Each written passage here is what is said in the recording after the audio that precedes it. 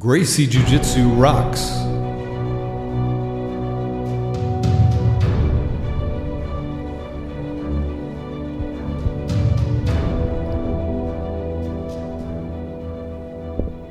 Welcome to the Gracie Jiu-Jitsu Rocks podcast, a podcast dedicated to Gracie Jiu-Jitsu and all things Gracie, including self-defense, competition, anti-bullying, women's self-defense and empowerment, nutrition, and most especially, the people involved in Gracie Jiu-Jitsu.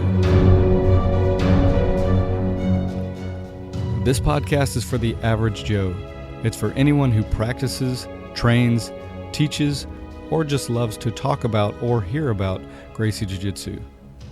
We'll explore the lives of Gracie Jiu-Jitsu practitioners, how they got involved in the art, and what effect it's had on their lives.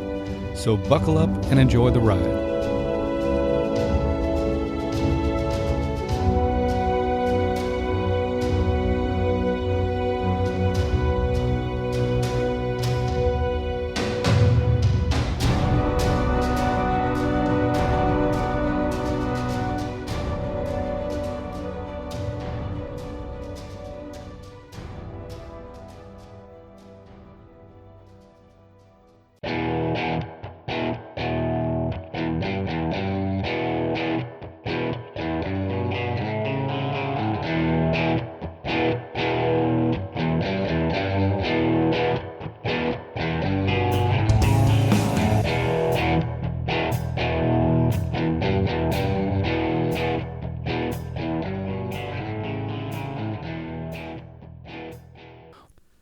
Welcome to episode 24 of the Gracie Jiu-Jitsu Rocks podcast.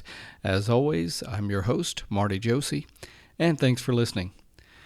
Today I'll be speaking with Frank Cucci, Pedro Sauer black belt, and owner and head instructor of LINXX Academy in Virginia Beach, Virginia. But before that, let's start with our martial arts quote.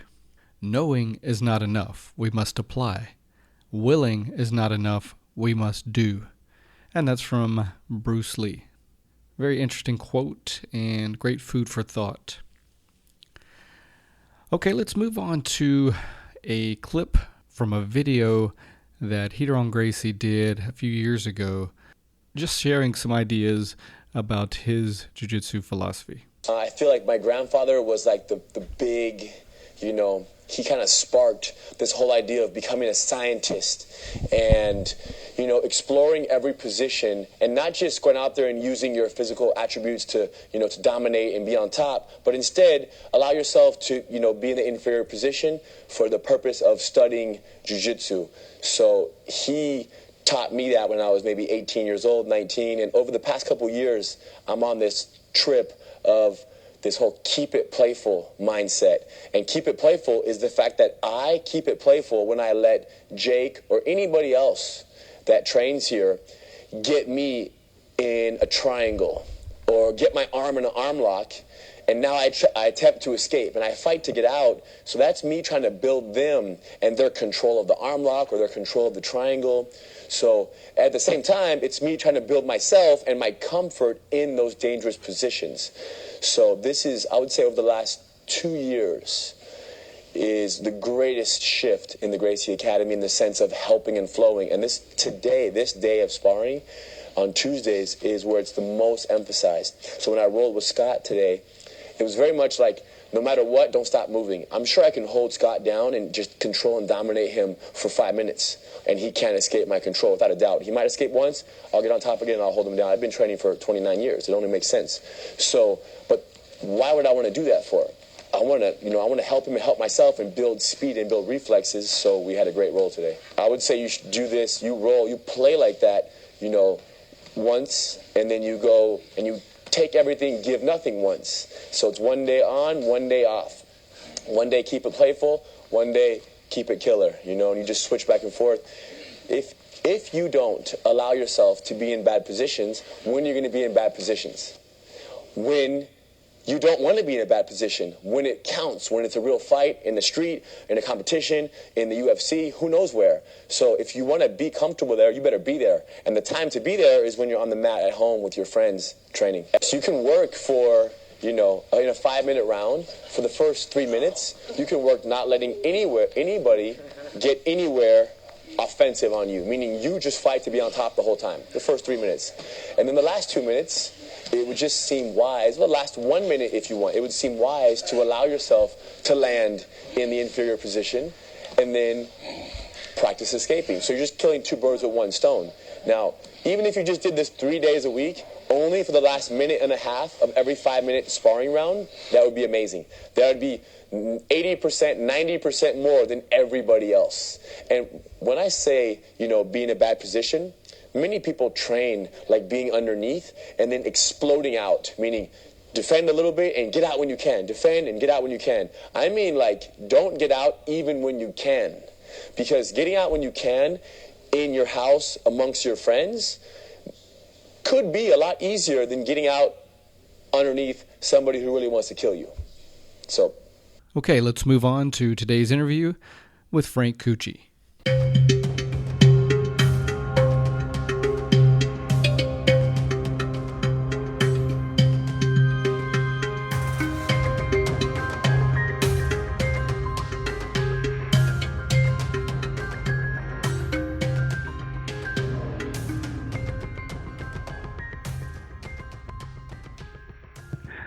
My guest today is Frank Cucci, owner and head instructor of LINXX Martial Arts Academy in Virginia Beach, Virginia. So welcome, Frank, and thanks for being with us. Well, thank you, Marty, for having me. I got to say, I'm a big fan of yours from way back in the day. I don't know how many of my listeners are old enough to remember the old Panther videos from the past and the old VHS, but Frank had a series out having to do with the Navy SEAL training, Navy SEAL hand-to-hand training, and I had those, and I got to say I spent many hours, me and my buddies, watching those and working out with those. It was really good stuff, so just wanted to say how much I really enjoyed those, Frank. Oh, great. I'm glad I had a part in your martial art development there, Marty. Absolutely, absolutely. So let's just start, Frank, by, I know you've had a long background in the martial arts, a long journey. So if you would, just let us know kind of how you got your start in martial arts and kind of how that took you throughout the years, what it was like for you, and how you ended up where you are today. Okay. I started martial arts training, I guess, in middle school. And there was a martial arts school there in my hometown in Wayne, New Jersey. And so started there. It was a karate-based program that also included some judo.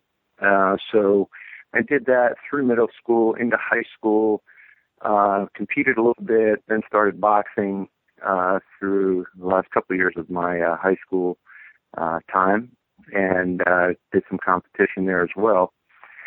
And went to college in Virginia and continued just practicing the martial arts wherever I could.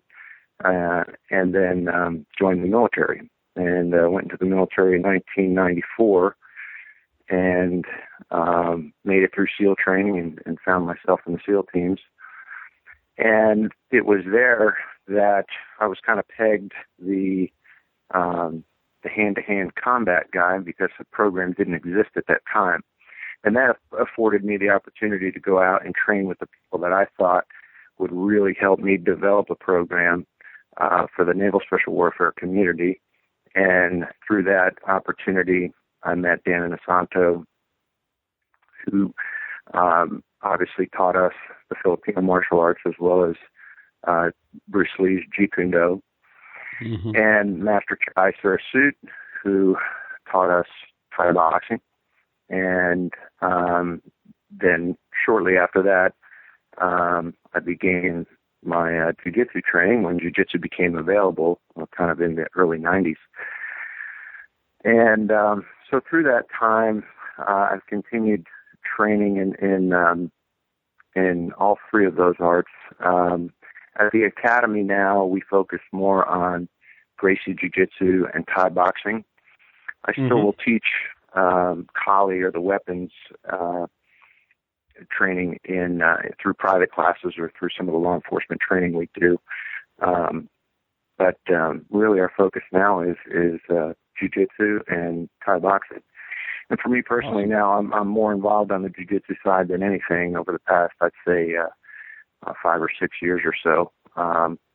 And we've got a great stable of instructors, and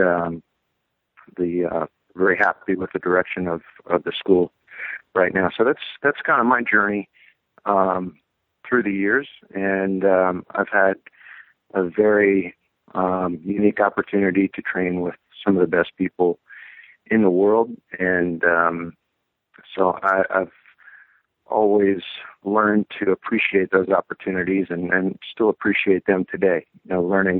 I enjoy learning from different people, the process of learning, the excitement that comes with learning new things. So I'm a student first and an instructor second, and that's kind of how I've always approached that's great. The martial arts. Yeah. That's a great way to do it, and I am with you there. Never want to stop learning. There's always more to learn, and learn from everybody. Well, you certainly started young, and I'm impressed that even in high school you were already doing not only karate but judo and boxing. That's great to have that exposure at such a young age, and then just grow from there. And then you mentioned your Navy SEAL training. We've all seen movies. We've all heard how tough that training is. Just in your opinion, just how tough was it going through that training? And what was the toughest part about getting through that? It was very tough. It was very physical. I was, I think, 20 going through training at that point. But training wasn't as public as it is now. So you knew what you were getting into, but the training pipeline wasn't as clear as it is for the new recruits today. So, we kind of went day by day, and you just struggled to get through day by day, week by week. And, it's very tough, but it's nothing that anyone with the right mindset can't do.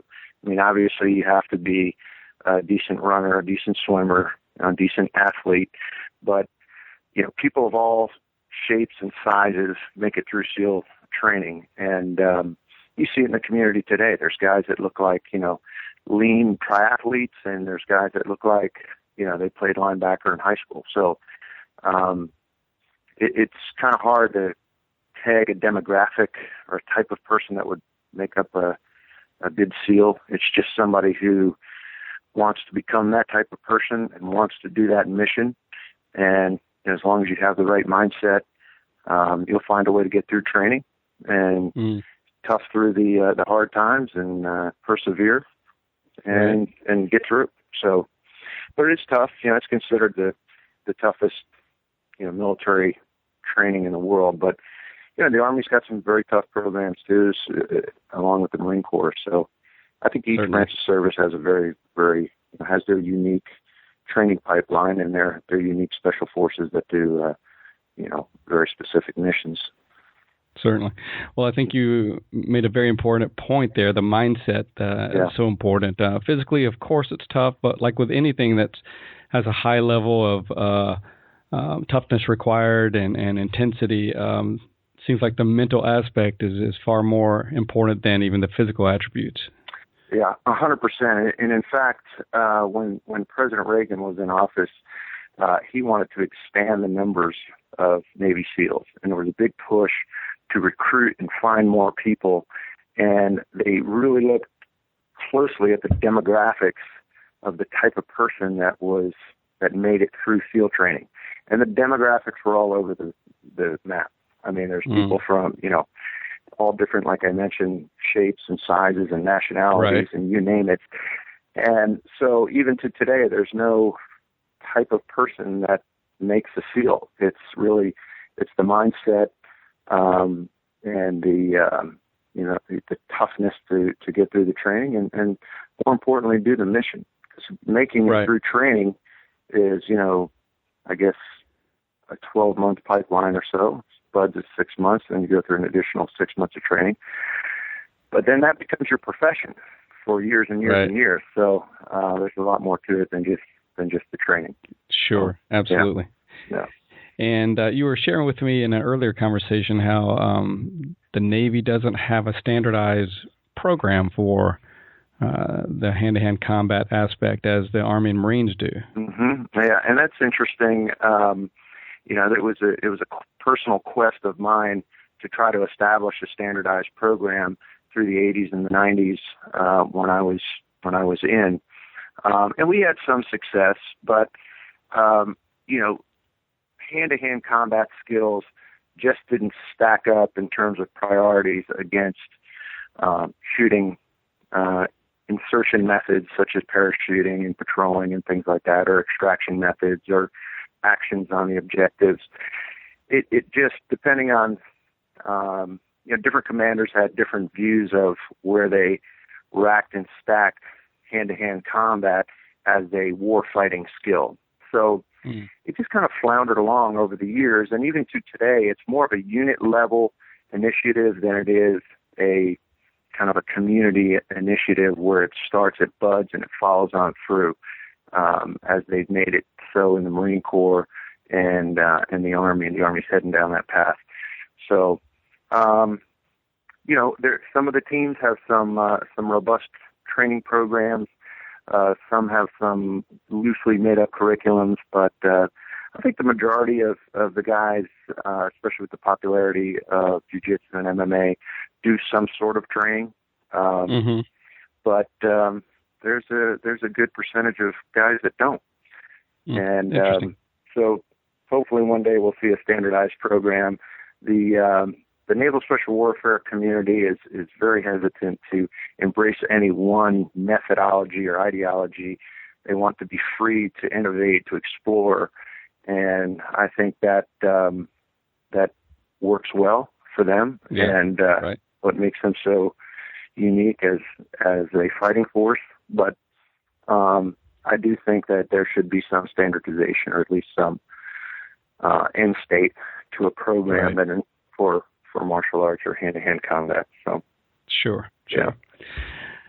Okay, and in talking about your instructors that you've had a chance to practice with and learn from, certainly some high-level and well-respected names there, Guru Dan Inosanto, Master Chai, and then, of course, your jiu-jitsu people that you've studied with as well, including Professor Pedro Sauer and, of course, the fine folks at the Gracie Academy for sure. Right. That had to be just awesome to be able to study from that many and those high-level people. It really was, and I always had to travel to train with them. And in fact, how I started jiu-jitsu, Pedro had a blue belt that was living, I think, either in California or Utah, and ended up joining the Navy, came out here to the East Coast. So he was a blue belt, and this was like 1992 when, jiu-jitsu was brand new. Right. And so kind of shared the basics with us, and we were like amazed. And I had a small school at the time. And so reached out to Professor Sauer and said, hey, I'd love to come out there and do some training with you. And that led on to our, 20-some year relationship. And wow. And through him, had the opportunity to train with Hickson on numerous occasions, and was part of his association for a number of years. And then over the past, say, 4 or 5 years with Henry here, and focusing on the Gracie University curriculum, which is amazing and very, very helpful. Absolutely. In terms of structure. So yeah, it's just been an ongoing learning experience. Quite a journey. And, it really has been. So back up a second. I want you to talk a little bit more about Pedro Sauer. What would you say was the best thing for you about training with him? Well, Pedro, besides being extraordinarily technical, his reputation is one that he was Hickson's most technical black belt. And so anyone that trains with Pedro you will immediately know how technical he is. And, but besides that, he's just a wonderful person and a great friend and so easy to talk to and learn from. So I think the mixture of his technical attributes and then just his personal way make him just a very attractive, instructor for anyone. Absolutely. Yeah. I've never heard anything negative from anyone about him. Everybody just has such high praise and things to say about him. What about your training with Master Hickson? Training with Hickson is, man, that is like getting your master's degree. You kind of know the basics, and then right. You go to graduate school and you learn, I didn't know my stuff as well as I thought I did. So, you get schooled. Yeah, well, Hickson has a way to just kind of dive into your game and dissect the little parts that you're doing right or wrong, and nice. Like no one else. So he's an amazing. Everyone knows him as an amazing fighter, but I think he is an amazing teacher as well, and how he can kind of break down and dissect the details on a one-on-one basis. So I think if you ever had the opportunity to take a private class with Hickson, you have to do it because it's an amazing experience. I would love to. I had a chance to do week-long seminar with him years ago, and I was just so impressed. And there was kind of my first exposure to Brazilian Jiu-Jitsu, Gracie Jiu-Jitsu, but no chance to do a private yet. I was part of an association for a little while as well, way back in the day. Right. But he's absolutely amazing, and I would love to do a private with him someday. Yeah. And moving on to your relationship with the Gracie Academy, you mentioned how their structured approach has really helped you as well, too. Yeah, it has. I've had Henner and Huden come in to my school and do seminars for a long time, maybe 6-7 years. And, of course, have known them over the years, and I've been out to the Gracie Academy and things like that. But over the past 4, 5, 6 years on a much more regular basis, I think that Gracie University is way ahead of its time. I think it is going to revolutionize jiu-jitsu. I think that what attracted me to it is of course the structure and the progression and the fact that somebody like Henner and Heron would take the time to, as we know, jiu-jitsu consists of 600, 700 core techniques, and then once you put those in combination, it becomes thousands and thousands. But they are taking the time to put this curriculum down in a linear format, and it's an amazing effort, and one that I think is going to change jiu-jitsu, especially people in remote areas that don't have access to a school, how they can learn. So the remote learning possibilities are amazing. And also people that do train in schools. I think, as we call it in the military, interactive multimedia instruction or computer-based instruction is kind of the wave of the future. You're seeing adult learning going in that direction. Even in the military, things are going from instructor-led classes to now to mix with a PowerPoint, to mix with a video, to mix with an interactive computer-based learning module. So the more entertaining the lesson, the more ways it kind of gets in your brain. So, right. Take the trap and roll. We've all seen the trap and roll, but, to watch it on the mat, have it done to you, but then to go home and be able to watch that and study it in slow motion, just kind of, you learn in a whole different way. And, I appreciate what they're doing and the incredible effort that's going into that, and so I've been studying with them now for a number of years, and we teach the curriculum here at our school. We're a certified training center, and the programs are great, and the students enjoy the structure, and the senior guys are learning every day. Awesome. Yeah. And I completely agree with you about how innovative it is. And there's a misconception from a lot of people who don't understand. They think that you're just going to watch a video on your computer and then you somehow get a belt. They have no idea. Yeah, that's the mode of instruction. Right. But then you have to put the time, the effort with other bodies and time on the mat and really learn it. So it's not just watching. That's just the way you're getting the information. But then it's up to you to really apply it and master it. So, absolutely. And as a resource for experienced instructor, maybe you're a purple belt or a brown belt or a black belt somewhere. You have your own school. Besides going into your own notes, I mean, what other resources do you have as an instructor to kind of prep yourself to get ready for your class? And I think that's where Gracie University is really a powerful tool for instructors and senior belt holders to have that resource to help prepare the class in a structured way so that your students get the most out of it. Great. So tell us about your family and if they are involved in jiu-jitsu as well. I know you have I believe you have a son that has been active with you in the teaching at the LINXX Academy, right? Yes, yep. My son is 26, going to be 27 now, and he was, started his training when he was 5 or 6 years old, and he is a brown belt now. He now lives in Miami and is training at the Valente School with Professor Pedro and Guy Valente. Yes, he's in good hands out there. Great guys. He moved down to Miami about 6 months ago for a job-related event.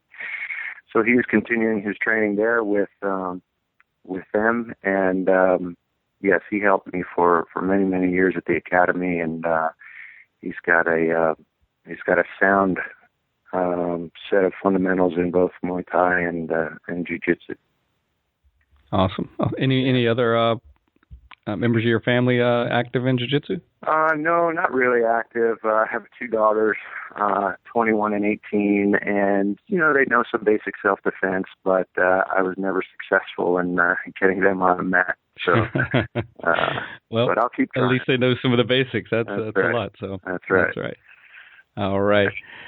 And they have they have dad and their brother on speed dial, so they're absolutely they're ready for absolutely. Right. That's great. So I know you have a lot of students. I believe they affectionately refer to you as Mr. C. Mr. C. Yeah. Can you tell us any story that stands out about one of your students and what an impact one of them may have had on your life? We have. This is our, I think, 21st year of being in business. So we've had so many hundreds, if not thousands, of students come through the program that it would be tough to single one out. I think my son, I know all the stories of him growing up and his first self-defense situation and things like that. So those are probably more vivid, but I've just had so many students improve their lives through martial arts training, both whether they were doing jiu-jitsu or they were doing the striking-based program. To watch all of our students, especially the kids, grow in maturity and in confidence, and to really see them develop as confident young men and women, being able to stand in front of a class and give a speech, or I go to their graduations, and the people they become through martial arts training is very inspirational to me. And adults that come in and just want to learn self-defense and be better at whether they're a law enforcement person or a military person, be more prepared for the job that they have to do. And we get kind of reports from the battlefield as to how some of our training has helped the military folks that we train, and that's equally as rewarding for me as well. So it'd be tough to say one person. It's just the thousands of people that we've had the opportunity to help add value to their lives over the years, and it's just been very, very rewarding, and I hope to be able to keep doing that for a long time. That's what it's all about, isn't it? Making that impact and touching those lives and helping people grow. And you've certainly, obviously, been able to do that on a large scale. So props to you. Thank you. Frank, what about your time off the mat when you're not doing jiu-jitsu? Do you have time to do anything else, or do you have any other hobbies, or is it strictly jiu-jitsu all the time? running the school, as you know, is more than a full-time opportunity, and I do have another company that I'm involved in, a government contracting company where we provide training and security services for different government agencies and the Department of Defense. So I do stay in touch with that community there. And I travel here and there to support some of the things we do at that company, but it's all in support of mostly in support of the Department of Defense and other government agencies. So from a patriotic standpoint, there, I'm still honored to be able to serve the country in some capacity there. So absolutely, that's kind of the other thing that I do, and that and run the school, and that pretty much occupies most of my time. Yeah, I'm sure. Yeah. All right. So, in talking about all those high-level and insightful instructors that you've had a chance to learn with over the years, is there anybody, either living or deceased, that you haven't had a chance to train with that if you could, you would? Mm-hmm. Well, I did have the opportunity to train with Grandmaster Helio. I attended a seminar with him in Atlanta at Eddie Camden's school some years ago, and so that kind of checks one of those blocks. I wish I would have had more time to train with him, obviously, but I'm fortunate enough to have had Professor Sauer as an instructor, so the lineage is pretty direct. There's so many good instructors out there. I would just say that I want to continue to learn from people that inspire me and people that I think I can round my own game out using their techniques. So no one person in particular. I will just take the opportunity to train with whoever that I can. And again, going back to that, the philosophy of constant and never-ending improvement. I very much believe in that, and I believe that there's so many good people out there that I'll leave the door open for whoever may cross my path that I could train with. I would be more than happy to train with that person. So. Absolutely. Yeah. So the constant and never-ending improvement. It sounds like you've had some Tony Robbins exposure there. Yes, I have. Yeah. I love it. Yeah. Jim Rohn. Jim Rohn is another great guy to listen to. Tony Robbins, of course, but Jim is passed on. But his speeches and books are very inspirational as well. So. I agree completely, and I'm the kind of person, and I recognize that you are too, in the constant and never-ending improvement kind of philosophy, and always want to get better, in all parts of your life, and continue growing forward and developing. So that's great. Yeah. So in talking about kind of motivational and inspirational kind of people like Tony Robbins and Jim Rohn, what about a favorite motto or quote? Do you have? You probably have a lot of them, but anything that comes to mind that you kind of as your favorite, or you live by, or anything like that? In the SEAL teams, we had a quote: "The only easy day was yesterday," and I think that says a lot. I think that speaks to never become complacent, never be lazy, strive to achieve your best at all times in everything that you do, because yesterday was the easy day. Tomorrow's the challenge, and you have to be ready for it. There's another Jim Rohn quote that means something similar. Don't wish it was easier, wish you were better. And I like that one, too, because there's a lot of life's challenges out there that you can easily blame someone else or blame the circumstance, but those circumstances will always exist. And it's up to us to have to change ourselves to overcome whatever the circumstance is. So that's great. I like that one a lot. Yeah. All right, a couple more questions. We'll build it into one two-part question. Frank, if you could talk with white belt Frank, what advice would you have for him? And also, what's the biggest impact Jiu-Jitsu has had on your life? Okay, white belt, Jiu-Jitsu white belt Frank. I think because I was somewhat athletic, my attack game or my top game improved much more than my bottom game or my defensive game. And I think also that there wasn't that much jiu-jitsu out there in the early 90s. So there wasn't a whole lot of competition. Your competition was your students. So I tended to be able to have my way, and it wasn't until I was a purple belt or brown belt that, the jiu-jitsu population out there grew, and now I was faced with guys that were as good as me, if not much better. So I would advise that you get as good with submission counters and prevention as you are with submissions right from the beginning. And I think that's something that will make your life a lot easier as you mature in the art, and right. And it will make it more fun, so that, as Hiram says, keep it playful.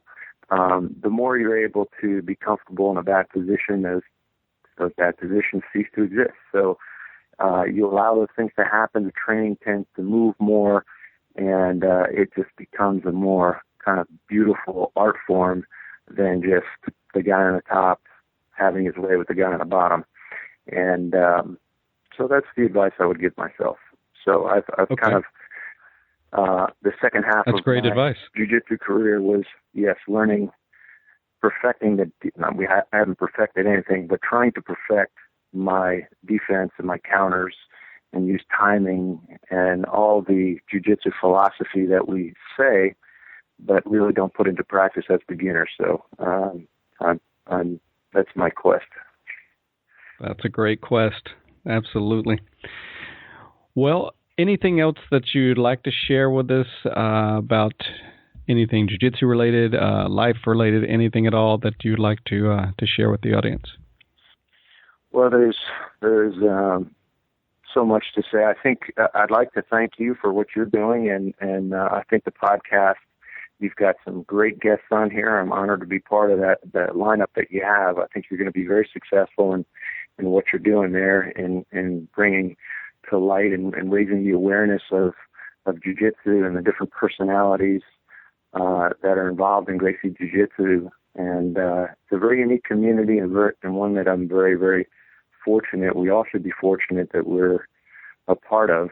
And, we owe it to the Gracie family for their years and years of generations of dedication and hard work and passion towards this art and passion and goal of helping the average man grow in confidence and be able to defend themselves. It's a very noble journey we're all on, and honored to be a part of it. Absolutely, and I love how you put that. It is a noble journey, and we all strive to continue down that path and someday become masters, or at least grow along those lines anyway. That's it, yeah. Well, thank you so much, Frank, for your time and your insight and letting us get to know more about you. You're an awesome and very interesting individual with such great insight and knowledge. So thank you so much for letting us share in that a little bit, and thank you so much. You're welcome. Anytime you're in Virginia Beach, the door is always open for you, Marty. Okay, fantastic.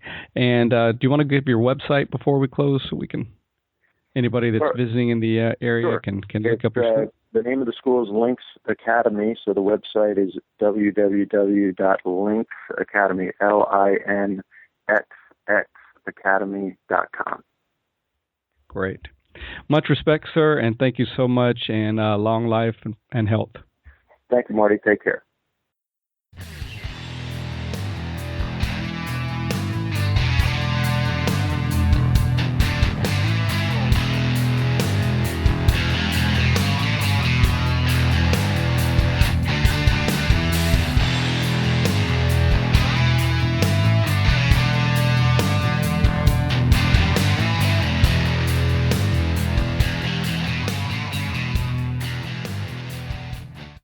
Okay, time for the Make an Impact, Make a Difference segment.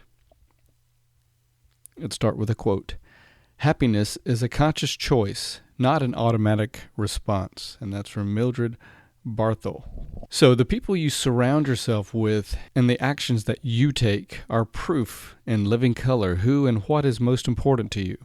All that you value is evident by the amount of time you choose to make them a part of your life. Anyone who knows you will never have to guess what or who you value. Your values will always be evident in the actions you take, the words you use, and the life you live. So what do you value? Going forward, I encourage you to ask that question of yourself and get really clear on what it is you value in your life and what's important. And allow those things, those values, to move you in the direction you want to go in creating the life that you want to create.